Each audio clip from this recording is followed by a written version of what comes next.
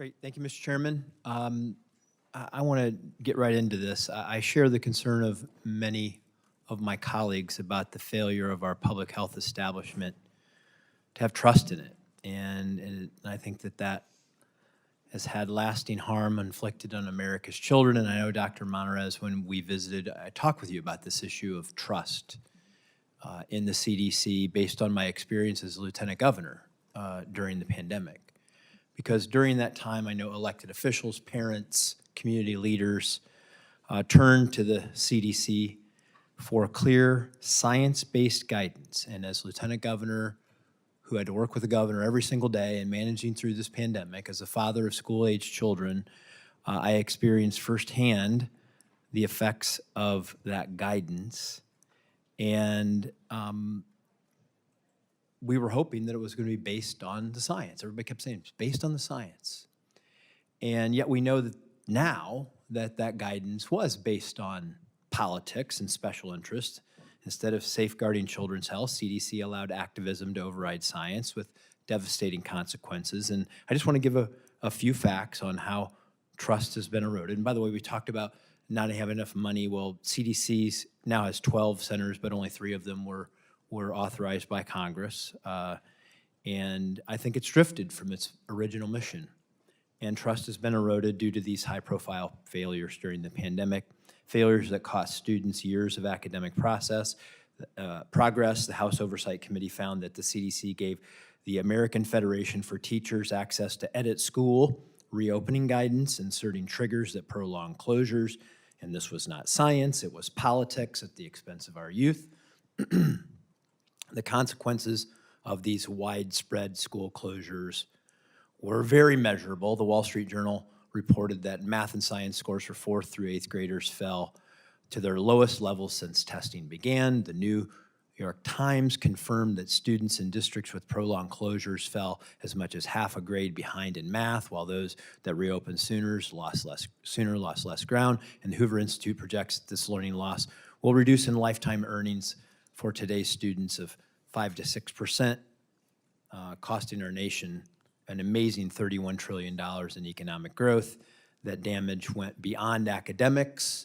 The House Oversight Committee reported that suicide attempts by girls aged 12 to 17 rose by 51% during this period. Prolonged closures and confusing policies took a heavy toll on children's mental health and physical health. Even the CDC's universal masking guidance for children lacked evidence, went back and forth, and its own data showed no significant difference in the case rates between schools with or without masks.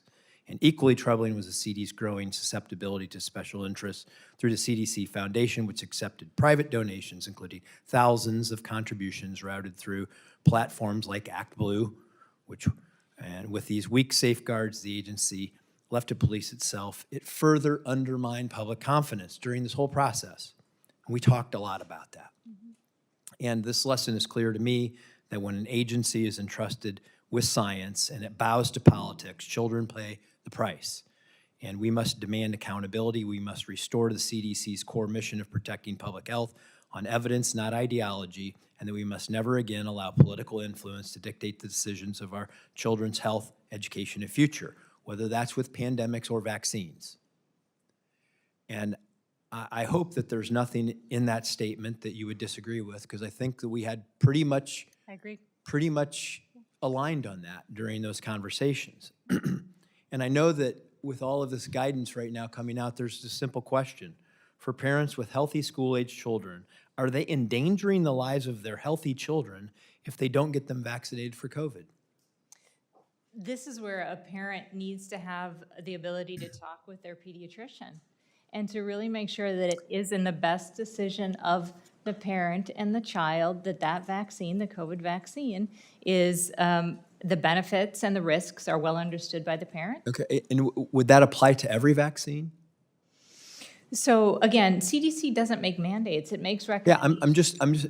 Yeah, see, in this particular case, if you listen carefully, we ask endangering the lives, not whether it was recommended or whether it's a good thing, but would they be endangering the lives of their children? I believe that the vaccines that have been proven safe and effective that mitigate the diseases, that if their child is exposed, like the measles or Hep B, and they have not been vaccinated and they have no natural immunity, it will cause very dangerous consequences to their children. So this is, and I'll conclude, my time's up. This is where I think that we're getting it wrong.